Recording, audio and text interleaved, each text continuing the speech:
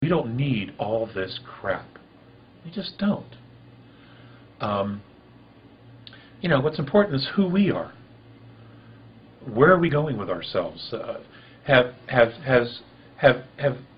people looked inside themselves and said, you know, I do all this work, I support these other things and all these other people. Am I actually fulfilling what I want to do? Am I, in fact, following my passion? Am I truly happy with my effort and what I've done? You know, have I made any difference whatsoever in what's going on here in the world? Now, if you can be a clerk in a 7-Eleven and say, yeah, this is my life's fulfillment, well, bully for you. Great. But I know that in actuality that's far and few in between. People really need to start evaluating and get extremely creative and figure out what is it that they can do to fulfill themselves, to fulfill their dreams, to at least know what those dreams are and start going after it. You know, folks, it isn't about the extraterrestrials, though that's important because it'll give us a different perspective of who we are. Ultimately, when you come right down to it, the question that has to be asked is, who am I? What is it that I want? What is it that I'm creating? What is it that I want to create? You know, how much am I actually valued by myself, my family? Am I loved? Am I respected? Am I following my heart's desire? Am I spiritually evolving? Or am I just on this automatic treadmill that the media and the Earth's religions have put us on? You know, you feel good on Sunday, but by Wednesday it's just like, it's all worn off. And that's because it's not genuine. It's not genuine depth. It's not genuine happiness. Okay, it's instant salvation. And that doesn't work. You know, and it's not that anybody actually needs salvation. They just need to love themselves.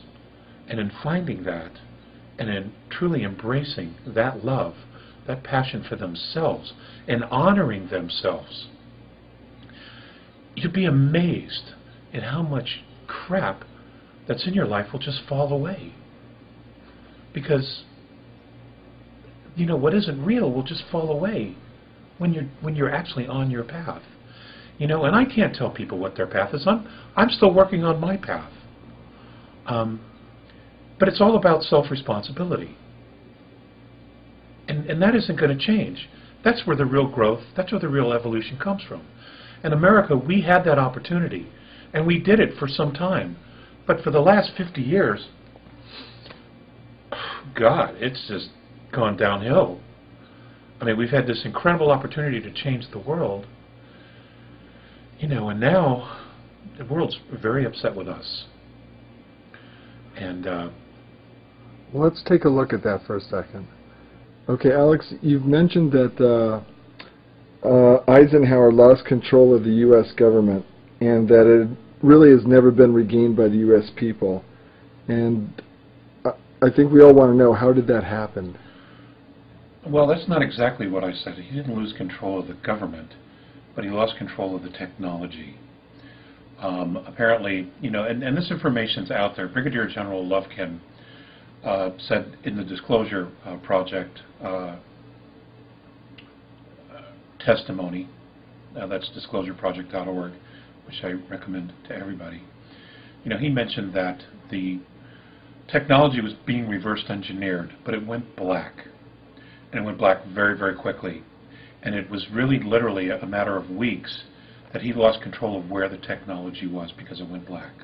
And a lot of that had to do with deniability for not only the executive branch, but the government as a whole. Now, who's actually managing this? And this is where I think a lot of people are confused. A lot of people think that the government has this technology. The government doesn't have this technology. We paid for it, but programs have this technology. A lot of this technology was reverse engineered by programs created by contractors, government contractors who have this technology, and then a program was built above all of this, probably with the help of the NSA, because to this day nobody's ever read their charter, So we don't know exactly what they're mandated to do other than snoop on everybody, okay? That's where this technology is. It isn't that the government has it. It isn't that Obama can get his hands on it and say, okay, I'm taking it and I'm giving it to the people. It isn't like that at all. If you remember, Jimmy Carter tried to find out about extraterrestrials, and it was George Bush Sr., who was then director of the CIA, told him, sorry, Mr. President, your classification, your clearance isn't high enough. This is documented. So he couldn't find out anything. Bill Clinton did exactly the same thing. He tried to find out, but he was given limited information because he didn't have the clearance. Well, who can give the president clearance for this? Right? Who authorizes clearance to the president to know about this stuff? Well, if he doesn't know about it, then who does? Who's managing the information if the president of the United States doesn't have access to it? Clearly, there's your secret government. Those who are managing these programs. Because they have this technology that's thousands of years in advance of what we're using commercially. We have no access to it. Our elected officials have no access to it. The government has no access to it. Okay, but these programs exist nonetheless, and we are paying for this. Okay, the taxpayers. But we're not deriving any of the benefit of it. That is your secret government. Everything else is smoke and mirrors.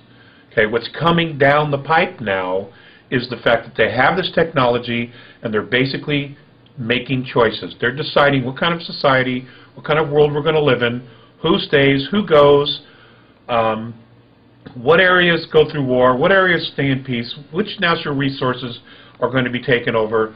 All of this is being managed by the program. And let's take a jump back to John F. Kennedy. This is not something I've ever said publicly, but if you recall, one of the things that John Kennedy did, one of the first acts he did, was to abolish the Special Operations Coordinating Group within the National Security Council. The reason for that, I believe, or I should say I have been told, is that Eisenhower told him that that is the issue, that is the area where he lost control. So John Kennedy disbanded it. What's interesting is after he was assassinated, Johnson reinstalled that group. Now who is this group? Who is the special group? Nobody knows. Nobody really knows who they are. Administrations come and go, but rumor has it they stay. They stay and they manage all the data, all the information, everything. For example, also during Kennedy's administration, he signed an executive order in June, 11110, I believe it was, executive order, authorizing the United States Treasury to print interest-free money. Started with 5s and 10s. That executive order, in fact, is still on the Federal Register and it has never been repealed, but we don't do anything about it. The government doesn't do anything about it. The Treasury isn't doing anything about it. Who is doing it? The Federal Reserve. And the reason you won't ever find the Federal Reserve being audited, or they won't allow you to audit it, is because they have created trillions of dollars to fund the secret space program that McKenna, this kid over in England, found out about. That's the deal. That's the reality of the situation. You know, and you can go pound your head on a wall, you can do whatever, but that's it. That is where our secret government is. It is there, it is real, and it's managing everything at this point. And they really don't give a damn what the people think. They really don't. They have their own agenda. And they're doing their own thing. We don't need the space shuttle. We haven't needed it forever. There are many people out there talking about special spacecraft, Tango Romeo 3 Bravos, Tango Romeo 3 Alphas, etc., etc. These are all very real spacecraft. They, in fact, do exist. And they do have some solar system travel. We are so far along, it's amazing. And in one sense, we can be proud of that, but in the other sense, where is the technology? Why is it that we are still being strangled by oil companies? It's ridiculous. Because they fear an economic collapse? Well, we've printed the dollar into oblivion. The economic collapse is coming anyway. So why don't we just release the free energy and the technology that they have, you know, to power homes, to power cities. Let's just do it, because they're destroying the economy of the government, of the country anyway, by printing the dollar into oblivion. And that is going to happen. You know, you just can't fix debt by creating more debt.